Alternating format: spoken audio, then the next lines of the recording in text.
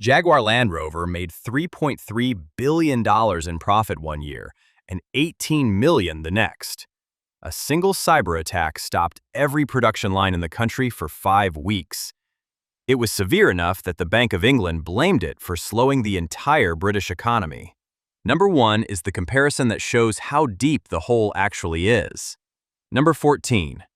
5 weeks with every factory dark. In September 2025, Jaguar Land Rover shut down its own information technology systems and stopped building cars. Solihull, Wolverhampton, and Halewood all went quiet. Not a shift lost, not a line paused. 5 full weeks with the largest carmaker in Britain producing nothing at all. A group calling itself Scattered Lapsus $Hunters claimed responsibility, and payroll data was stolen in the process. Think about what shutting down your own systems actually means for a manufacturer. Not just the robots on the line, but ordering, invoicing, parts scheduling, and everything connecting a car factory to the several thousand suppliers that feed it. And if you own one of these vehicles, that is where this stops being a business story. 5 weeks of no production is 5 weeks of no spare parts moving either, and owners across Europe reported waits on components that would normally arrive the next morning. The shutdown ended in early October, and operations resumed in phases, but production did not return to normal levels until the middle of November. That is roughly 2.5 months from the attack to full recovery. Responding to the attack cost $258 million. Number 13. The direct bill for the attack itself. Before we get to lost production, there is the cost of simply dealing with what happened. Jaguar Land Rover booked $258 million in exceptional direct costs as a consequence of the cyber attack. That figure is worth separating out carefully because it is easy to misread. This is not the money lost from cars that were never built. It is the additional expenditure of responding to the attack itself. Investigation, systems rebuilding, security, external specialists, and the enormous administrative task of restarting a company that had switched itself off. It is also worth knowing that this is only what the company chose to classify as exceptional, meaning outside normal operations. The overtime, the expedited freight, and the manual workarounds all sit inside the ordinary numbers where you will never see them separated out. $250 million before a single vehicle is counted. And this is the smaller of the two numbers attached to this event. That quarter turned a profit into a $600 million loss. Number 12. From $400 million in profit to $500 million in loss. The second quarter of the 2026 fiscal year is where the damage first appeared in the accounts, and the swing is brutal. Revenue came in at $6.4 billion, down 24% year-on-year. Loss before tax and exceptional items was $640 million. In the same quarter a year earlier, the company made a profit of $525 million. So the swing between those two quarters is more than $1.1 billion. Same company, same products, same factories, 12 months apart. For a business selling luxury vehicles, that swing is particularly painful. High-margin products only work if you sell enough of them to cover fixed costs, and a factory sitting idle costs almost exactly the same as one running at capacity. The operating margin tells the same story from a different angle. Adjusted earnings before interest, tax, depreciation, and amortization went from positive $1 billion to negative $103 million. Wholesale volumes then collapsed by 43%. Number 11. 43% fewer vehicles. The financial damage arrived in one quarter. The volume damage arrived in the next, because cars not built in September are cars not delivered in December. In the 3 months ending the 31st of December, wholesale volumes fell to 59,200 units, a decline of 43.3% year-on-year. Retail sales dropped 25.1% to 79,600. Revenue for that quarter was $5.9 billion, down 39%, and the company posted pre-tax losses of more than $400 million. Notice the gap between those two figures. Wholesale down 43%, retail down 25%. That difference is dealer stock being sold through while nothing new arrived to replace it. If you were trying to buy a new Range Rover or Defender during that period, you were competing for cars that already existed rather than ordering one. Waiting lists lengthened, and dealers had very little ability to do anything about it. Which means the retail number was being held up by inventory that existed before the attack, and that cushion only works once. Britain stepped in with $2 billion. Number 10. When the government had to help. There is a point at which a corporate problem becomes a national one, and this is where Jaguar Land Rover crossed it. The United Kingdom government provided $2 billion in financial support to aid the recovery, and specifically to help the companies in the supply chain while Jaguar Land Rover struggled to bring its invoicing system back online. Read that last part again, because it is the detail that explains the intervention. The problem was not only that Jaguar Land Rover could not build cars, it was that it could not pay the businesses that supply it. Around a British carmaker of this size sits an enormous network of smaller manufacturers, many of whom rely on it for the majority of their orders. A company that cannot issue invoices cannot process payments either. It is worth appreciating how unusual that intervention is. Governments step into banking regularly and into manufacturing rarely, and the size of the sum reflects how many jobs sit behind a company of this scale in the West Midlands and on Merseyside. So the support was not really a bailout of one manufacturer. It was a firebreak, put in place to stop a supply chain from collapsing while the systems were rebuilt. If you found this already video helpful, you'll definitely enjoy my ebook. You can get it through the link in the description or by scanning the QR code on the screen. The limited time offer ends soon, so don't miss out. And don't forget to subscribe. Number 9. It slowed the entire British economy. This is the fact that should have made this story much bigger than it became, and almost nobody outside the financial press picked it up. The Bank of England estimated that the cyberattack contributed to a slowing United Kingdom economy, with gross domestic product growing 0.2% in the third calendar quarter against an expected 0.3%. A central bank does not attribute national economic performance to a single company lightly. That is an extraordinary thing for one manufacturer's downtime to achieve. The Cyber Monitoring Center classified the incident as the most serious type of event it recognizes, and warned it could cost the wider British economy up to $2.8 billion. For context on that, most corporate cyber incidents are measured in weeks of inconvenience and a reputational bruise. This one is being counted in national output, which puts it in a very small category of events. So the damage did not stop at the factory gates, or even at the supply chain. It reached the national accounts, which is a genuinely rare thing for a corporate incident to do. $2.5 billion for a single attack. Number 8. $2.5 billion. Gone. Now the number that puts everything else in this video into proportion. Tata Motors confirmed that the production shutdown cost Jaguar Land Rover around $2.35 billion in the second quarter alone. The total cost of the cyber attack has been put at $2.5 billion. That is the entire event, from the moment the systems went down to the point where the lines were running normally again. One attack and $2.5 billion. And the effect went further than the company's own accounts. Tata Motors passenger vehicles posted a quarterly loss because of it, with revenue down 14% and free cash flow deeply negative. Notice how the damage layers. There is the cost of responding, the revenue never earned, the knock-on into the parent company, and then the reduced expectations for everything that follows. One event, 4 separate holes in the accounts. Guidance was cut accordingly. The operating margin outlook dropped from a range of 5 to 7% down to 0 to 2%, with a warning of negative free cash flow of up to $3.3 billion. Meanwhile, the United States raised tariffs to 25%. Number 7. The tariffs on top.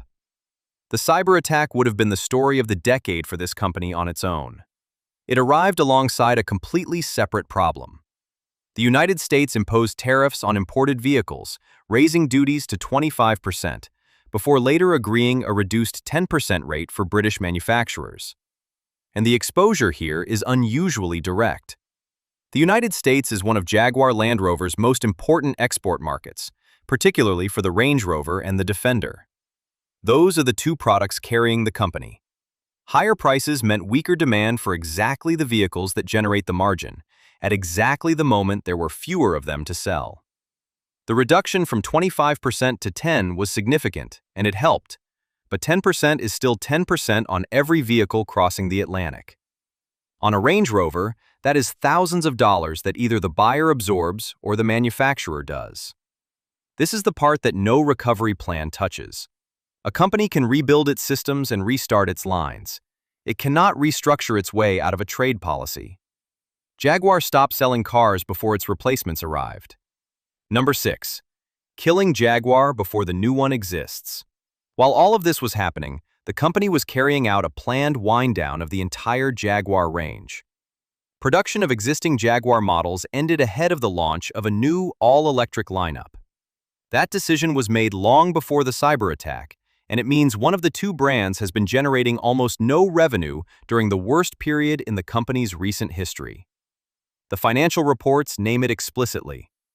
Alongside the cyber incident and the tariffs, the wind-down of legacy Jaguar is listed as a direct cause of the revenue decline.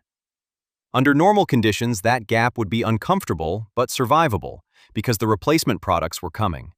Under these conditions, it removed a revenue stream at precisely the wrong moment.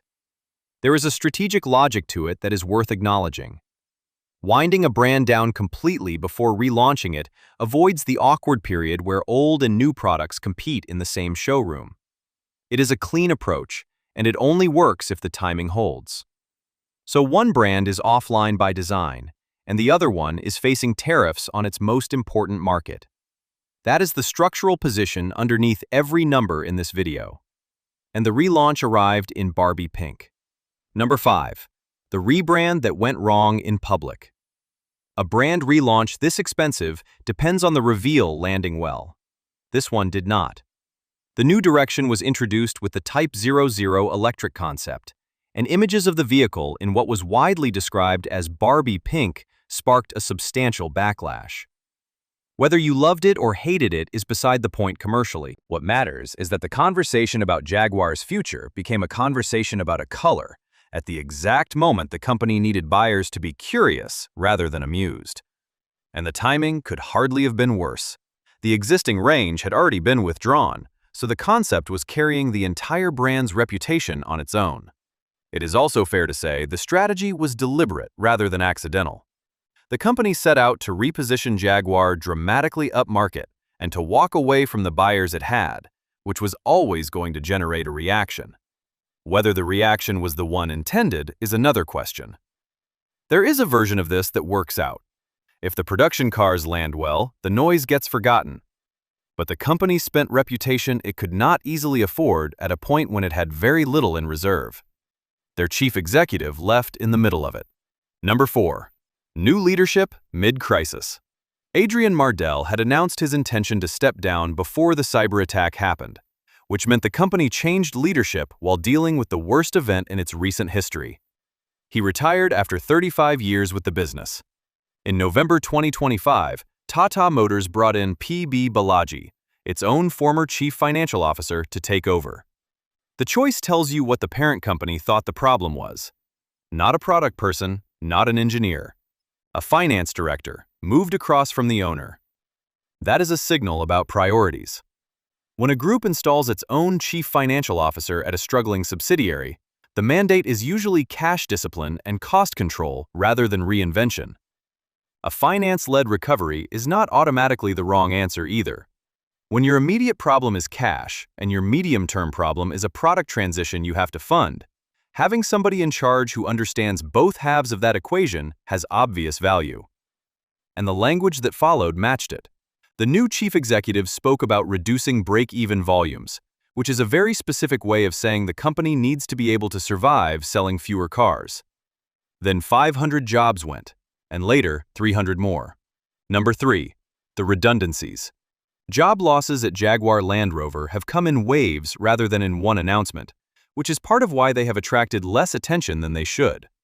The first was a voluntary redundancy program cutting 500 roles in the United Kingdom operations, at a cost of $55 million booked against the second quarter. Then, in July 2026, the company announced plans to cut around 300 more roles as part of a corporate restructure, citing tariff pressure and the cyberattack. Against a United Kingdom workforce of roughly 33,000 people, 800 roles is not catastrophic in isolation. What matters is the direction and the fact that it is not finished. What makes these particular cuts notable is the timing. They were announced after production had already returned to normal and after the fourth quarter had improved, which suggests they are structural rather than a reaction to the immediate crisis. It also puts the company in familiar company. BMW, Porsche, Volkswagen, and Mercedes-Benz have all announced job cuts or restructuring programs, driven by weaker electric vehicle demand, higher trade barriers, and rising competition. Cost cuts of $2.2 billion followed. Number 2. $2.2 billion of cuts. This is the scale of the response, and it is the number that tells you how the company itself assesses the situation. Jaguar Land Rover announced plans to reduce costs by around $2.2 billion over the coming years as part of its recovery strategy. Sit with the size of that. $2.2 billion is not trimming. It is a fundamental restructuring of how the business operates, and it is happening at the same time as a full product transition to electric vehicles. Those two things fight each other. Developing new platforms, new batteries, and new software is the most capital-intensive thing this industry has ever attempted, and it has to be funded while costs are being stripped out everywhere else. For anybody buying one of these vehicles, cost reduction on that scale is worth watching rather than ignoring. It shows up somewhere eventually, whether in materials, in the dealer network, in warranty policy, or in how long a model stays supported. Every manufacturer in Europe is facing some version of that squeeze. Very few of them are doing it while also recovering from a 2.5-month production stoppage, which leaves the comparison that explains everything above. Number 1. $3.3 billion down to $18 million. Everything in this video has been leading to one line in the annual results, and it is genuinely difficult to overstate it. For the year ending March 2026, Jaguar Land Rover reported profit before tax and exceptional items of $18 million. The year before, that figure was $3.3 billion, a 99% collapse. Not a bad year, not a difficult quarter. 99% of the company's profit gone in 12 months. And that is the figure to carry out of this video because it reframes everything else. $18 million is not a small profit for a business of this size. It is a rounding error on a company that turns over $30 billion. Revenue fell too, down more than a fifth to $30 billion, and the causes were named plainly by the company itself.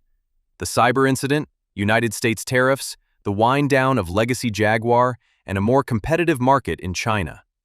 Now put that $18 million next to the recovery plan from the last chapter. The company intends to cut $2.2 billion in costs. That target is more than 100 times its current annual profit. There is a real recovery underway, and it deserves saying. Production returned to normal in November. The fourth quarter brought revenue of $9.1 billion and pre-tax profit of $600 million, and the Range Rover Electric and the new Jaguar are both coming. The company is not collapsing. But a business that made $3.3 billion 2 years ago and $18 million last year is not recovering from a bad quarter. It is rebuilding from something much closer to zero, and almost nobody outside the industry has noticed how far back the starting line has moved.